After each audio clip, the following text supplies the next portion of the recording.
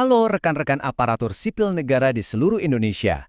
Kali ini kita mau bahas satu topik yang fundamental banget, yaitu soal evaluasi kinerja. Gimana sih caranya kita mengubah suatu yang mungkin terasa cuma kayak kewajiban administrasi menjadi sebuah alat yang strategis? Alat untuk apa? Tentu saja untuk menciptakan dampak yang nyata bagi negara kita. Yuk, kita mulai pembahasannya. Oke, kita awali dengan sebuah pertanyaan yang cukup dalam ya. Setiap hari kita bekerja, menyelesaikan laporan, menjalankan program, tapi pernahkah kita berhenti sejenak dan bertanya, apa ya dampak nyata dari semua ini? Nah, pertanyaan inilah yang jadi inti dari perbincangan kita. Ini soal mengubah cara pandang dari sekedar menyelesaikan tugas menjadi menciptakan hasil yang benar-benar berarti. Jadi, mari kita luruskan lagi niat dan misi utama kita.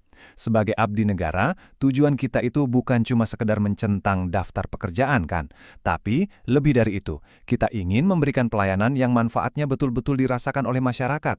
Intinya adalah menciptakan dampak positif yang bertahan lama. Disinilah evaluasi kinerja memegang peran yang super penting. Coba deh bayangkan evaluasi itu sebagai sebuah jembatan. Di satu sisi jembatan ada semua aktivitas harian kita, rapat, laporan, program, dan lain-lain. Nah, di sisi seberangnya ada tujuan besar kita, kesejahteraan masyarakat. Evaluasi inilah yang jadi penghubung, yang memastikan setiap langkah kecil kita itu beneran mengarah ke tujuan besar tersebut. Tapi, untuk membangun jembatan yang kokoh, kita perlu melihat kinerja ini dari dua sudut pandang, atau kita sebut saja dua lensa yang berbeda. Keduanya ini sama-sama penting loh. Yang satu fokusnya ke proses, dan yang satunya lagi fokus ke hasil akhir. Biar gampang, kita pakai analogi olahraga aja ya. Evaluasi formatif itu ibaratnya pelatih Anda. Dia ada di pinggir lapangan saat pertandingan masih berjalan, kasih masukan, koreksi strategi, kasih semangat. Tujuannya tentu untuk memperbaiki performa kita saat itu juga. Sebaliknya, evaluasi sumatif itu perannya seperti wasit. Dia datang di akhir, meniup peluit panjang, dan menilai skor akhirnya. Target tercapai atau tidak? Keduanya kita butuhkan kan? Satu untuk perbaikan, satu lagi untuk penilaian. Oke, setelah kita paham apa itu evaluasi, sekarang waktunya kita buka kotak peralatan kita. Gimana sih caranya mengubah tumpukan data kinerja menjadi sebuah wawasan yang bisa kita pakai untuk bertindak? Nah, ini dia beberapa perangkat analisis yang bisa langsung Anda gunakan. Alat yang pertama namanya analisis tren. Ini tuh kayak kita melihat rekam jejak kinerja kita dari waktu ke waktu. Contohnya kita lihat data pengaduan masyarakat dari kuartal 1 ke kuartal berikutnya. Dari situ kita bisa lihat polanya. Kok pengaduannya menurun ya? Atau kenapa ya masalah ini selalu muncul tiap musim hujan? Nah, ini membantu kita buat memprediksi dan siap-siap ke depannya. Berikutnya ada yang namanya analisis komparatif, atau sering kita dengar istilahnya benchmarking. Ini adalah cara kita buat intip-intip keluar. Misalnya nih, berapa lama sih waktu layanan pembuatan KTP di unit kita kalau dibandingkan dengan kota lain yang ukurannya mirip? Nah, ini ngasih kita konteks. Apakah capaian kita ini udah luar biasa? Atau sebenarnya masih banyak ruang buat perbaikan? Dan ini dia alat yang paling powerful, asesmen dampak.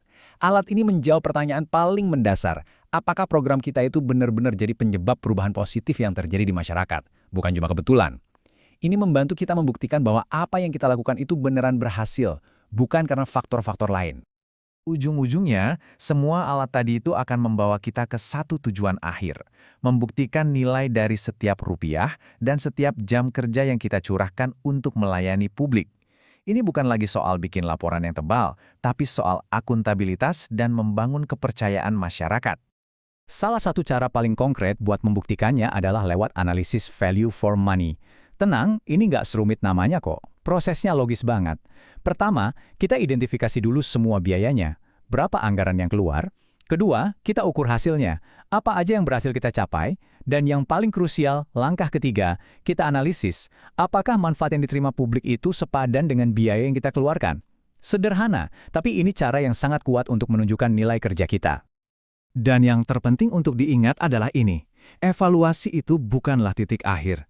Justru, evaluasi adalah mesin penggerak dalam sebuah siklus perbaikan yang nggak ada hentinya. Hasil evaluasi hari ini menjadi bahan bakar untuk perbaikan kita di esok hari. Tujuannya cuma satu, agar kita bisa melayani bangsa ini dengan lebih baik, dan lebih baik lagi. Pada akhirnya, inilah yang perlu kita pegang erat-erat.